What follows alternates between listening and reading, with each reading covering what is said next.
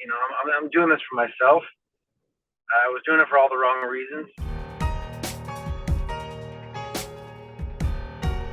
What up, everyone? Shakiel Mahjouri here for CBS Sports, and you know who this is. He is the former UFC middleweight champion, gearing up to take on Paulo Costa in the co-main event of UFC 278, Saturday, August 20th. Ralph Lauren model by day, UFC fighter by night, and once in a while, vampire hunter as well. Luke Rockhold, how are you, my man? I'm doing well, man. I thought I had a good name, and Luke Rockhold until I heard Shaquille Mack. Like, goddamn, man. Yeah, man. Stole the show. I do what I can. You still got the genetic gifts over me, so you can't have everything. You got to give me at least one of these once in a while. Gotcha. All right, bro. So we got so much to talk about. Big return against Paulo Costa. Before we get there, I do want to take a little trip down memory lane. I think because maybe it happened in Strikeforce, one of the Luke Rockhold fights we don't talk about enough is your title win over Jacare Souza back in September 2011. When we talk about the greatest submission threats in MMA history, you think about Damian Maia, you think about Jacare. I feel like we don't talk about Luke Rockhold maybe as much as we should. Can you tell me a little bit about what it was like going into the fight? Like, did you have anyone you could sort of have emulate Jacare for that camp? Were you sort of just leaning on maybe the submission skills you had, but maybe other people didn't? Like, just walk me through what that fight was like. I think it's a very relevant fight, actually, in so many ways for this fight because, I was a kid and I got injured.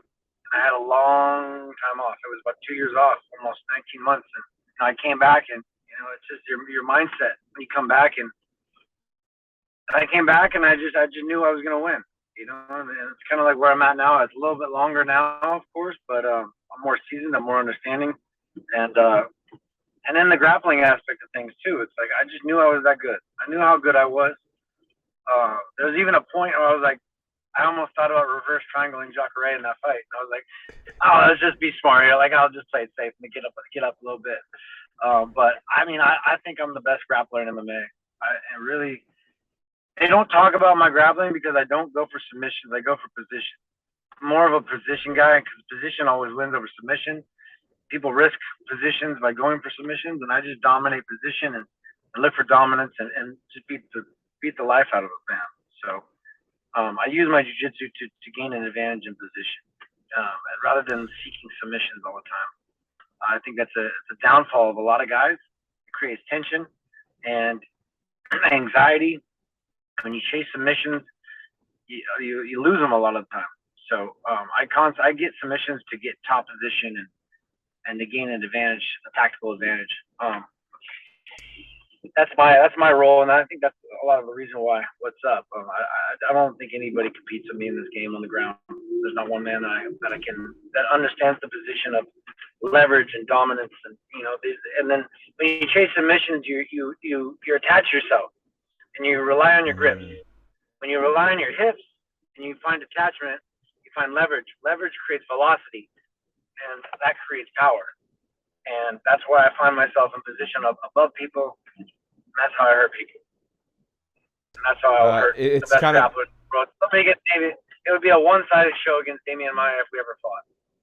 If it would be a one-sided show against anybody, I think it would be a one-sided show. I promise you that. I don't think anybody can grapple with me in this game in MMA. That is a headline for the MMA blogs. I know they'll be quick to grab that one. I like how you sort of connected the pieces between Jacare and this Costa fight, because I want to sort of bring up a quote that Chael Sonnen had recently. He was giving you a ton of credit for taking on a Terminator like Paulo Costa, someone a lot of people tend to avoid, especially after the long layoff. Like, what is it about you that compels you to maybe, and we had the Sean Strickland fight in the works, maybe that was a little bit lower in the rankings, but ultimately, like, what implores you to accept these fights after such long layoffs, like the Jacare one, like the Costa one, when maybe you could, ease yourself back into it more? I don't want that, man. People are too comfortable in life.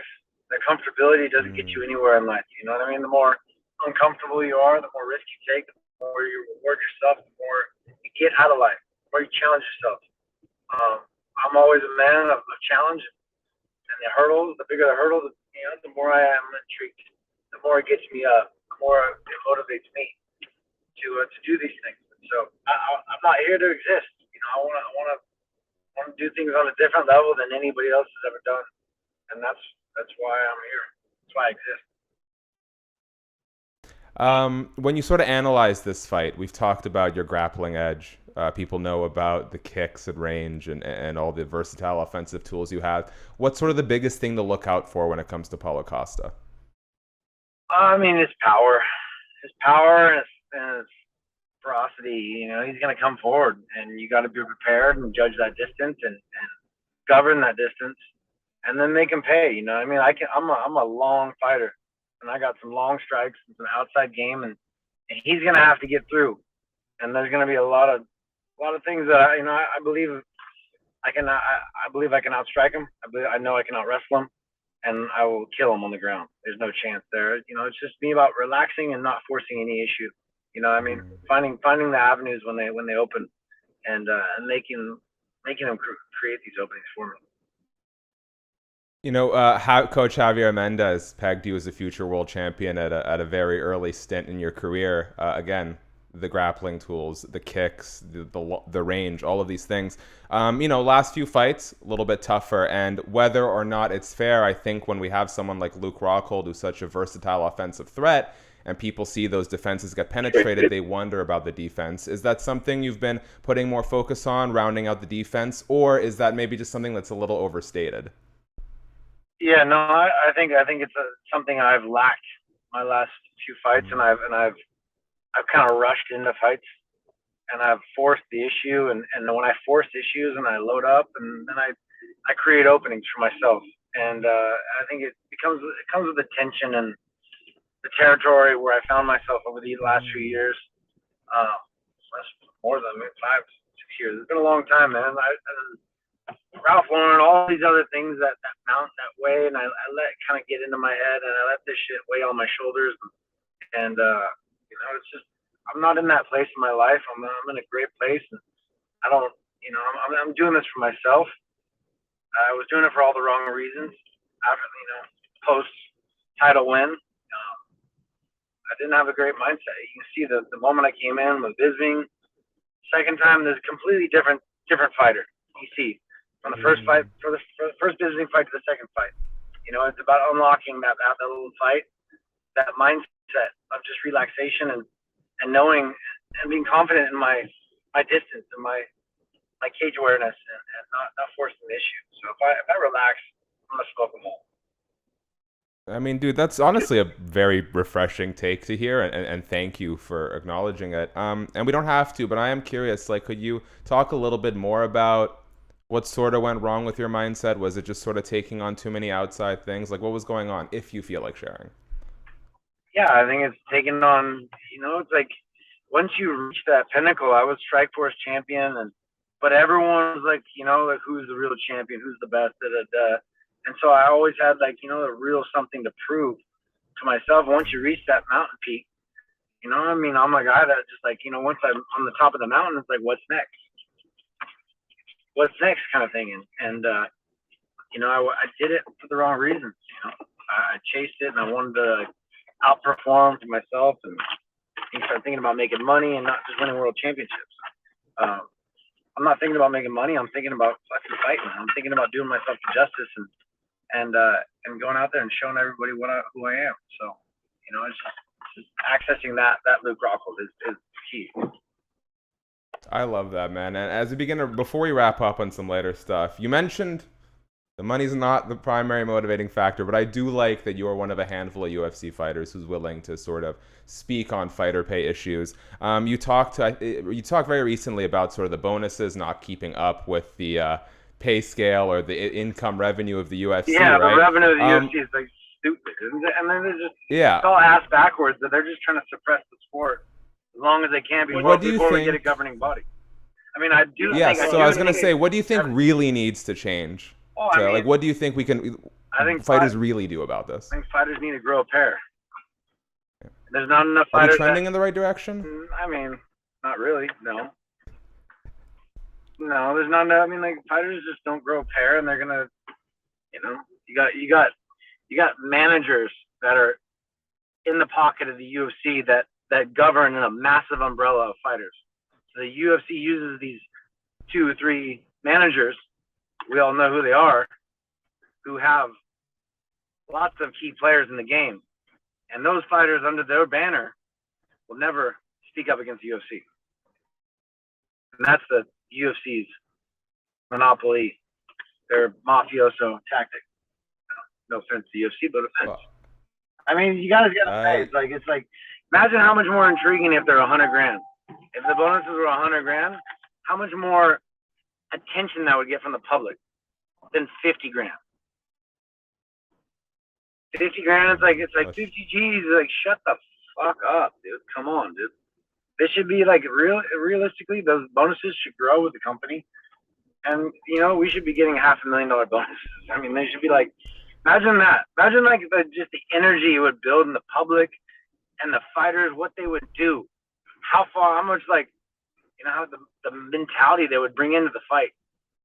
That it would open up doors to the UFC, but they're just too dumb to realize that too.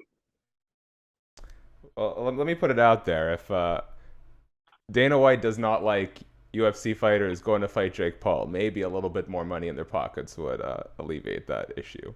Yeah, exactly. Okay. Like, you want to shut that noise up? I mean, start paying the fighters. Jake Paul does. He does. He brings some relevance. As much as I dislike the guy, he does make some valid points. It's undeniable at this point. I think we just have to accept that they're. I mean, I have the web traffic stats. I know Jake Paul moves numbers, and I know what he says is having an impact. And I think people are finally starting to, whether or not they like it, I think they're starting to at least accept that. Well, it's just because the world's going to shit. Yeah. I saw your Insta story. Incorporating full sin into the UFC is just the dumbest thing ever. I see these guys around here. I'm like, why the fuck are these degenerate kids a part of our fucking company? Why is Dana White? Because he's trying to bite into popular culture. It's just popular culture is going down the drain. It's bringing the whole world down the drain. And people just need to wake up. Are we giving a thumbs up to Nate Diaz slapping that Full Send reporter then? I still don't agree with that either. I think there's a lot of bad culture everywhere around all of that. It's just bad energy. I like the middle ground, Luke. I like the middle ground. I like the nuance to that answer. I appreciate it. Okay. Last thing before we move on, a little rapid fire, get to know you as a person a little bit better. Just because I saw it pop up in my newsfeed a couple of weeks ago, do you have any recollection of a verbal exchange with Michael Bisping's dad, Jan Bisping, at a coffee shop after the Kung Lee fight? Yeah. You don't have to get into it. Yeah, no, it was just a dumb miscommunication where it was like he's got this little friend. His dad has this little friend. Yeah, I hear he's like 4'4" or something. He's a little man. He's a little. Is it fair to say a midget? Yeah, he's a midget. Anyway, yeah, they were like he was sparking at me all week, like just yelling at me like everywhere I went. I'm like, okay, I'm like, shut up. And I was just like, I was in the coffee shop. It was way overblown, and then obviously when things get translated to another, they always get worse. So anyway, it was.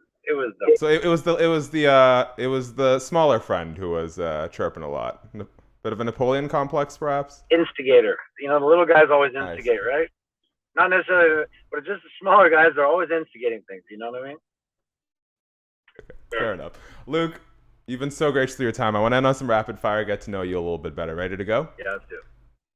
Okay, you can only keep one of these three. You got to ditch the other two, okay? Modeling, surfing, skateboards. Skateboard. Nice. It's toughness. It's a toughness thing, You gain more from it. You gain more from it. It's better headspace. Bad headspace in the ocean. Too competitive. Too many idiots. It's always 6 foot and glassy at the skate park, and the modeling world is it's corrupt. Well, this reminds you of some other industries that you're familiar with. Well, this explains why I picked up a skateboard at age 12 and promptly dropped it 2 months later. I am not particularly tough. What led to you quitting judo at age 10? I grew out of it. I wanted a stronger sport that led to wrestling. What is smaller, Chito Vera's legs while cutting the bantamweight, or Paulo Costa's wine tolerance? Paulo Costa, I really want to do like a interview wine tasting session with Paulo Costa. I think That sounds horrible. You might get the worst reviews ever. Yeah, well, we'll give it a try. Yeah. All right. How good is Khabib's bottom game? Because we talk a lot about his grappling offense. You never really see him on his back. Yeah, I mean, the best bottom game is the top game. Fair enough. Power top. No one wants to be the central bottom. Yeah, well, I knew where it was going as soon as I phrased it that way, but what are you going to do? Last one, and I had the name and I forgot to write it down. Any famous alum from your high school that you remember kind of sharing the years with? I know there's at least one that played in the NFL. Dwight Lowry. I think, but he got some time. I think Dwight Lowry was the one. Me and Dwight, we played basketball against each other back in the junior high. Oh, yeah? Yeah. Look at that. Small world. I like that. All right, Luke. That's all I got for you, man. You've been so gracious with your time. I want to leave you with the last words. So I'm going to do my part very quickly. Thank you to everyone who checked out the video. If you're still here, you know what you got to do. Subscribe, notification bell, thumbs up, leave a comment. What is your favorite Luke Rockhold fight of all time? We'd love to hear from you. Shout out to CBS Sports, written feature in the bio of this video. Luke, you take on Paulo Costa, UFC 278. If there's anything you want to let the people know, please let them know. Gonna come. It's gonna be quick. Don't blink. It says, he's coming and I'm bringing it. So it's gonna be fun. Old Luke will be back.